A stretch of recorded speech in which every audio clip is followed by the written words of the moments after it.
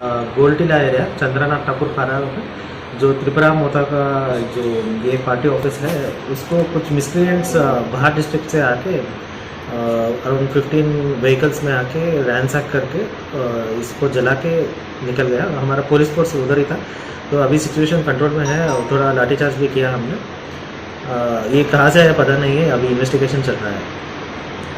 तो इसमें कोई इंजर्ड हुआ क्या सर? इंजर्ड कोई नहीं है, एक बाइक भी जला हुआ है और पार्टी ऑफिस का जो बिल्डिंग है वो नष्ट हुआ है। सर वो पार्टी भी कौन सा पार्टी का है सर? त्रिपुरा मोता का कितने बजे हुआ सर? ये 2 o'clock।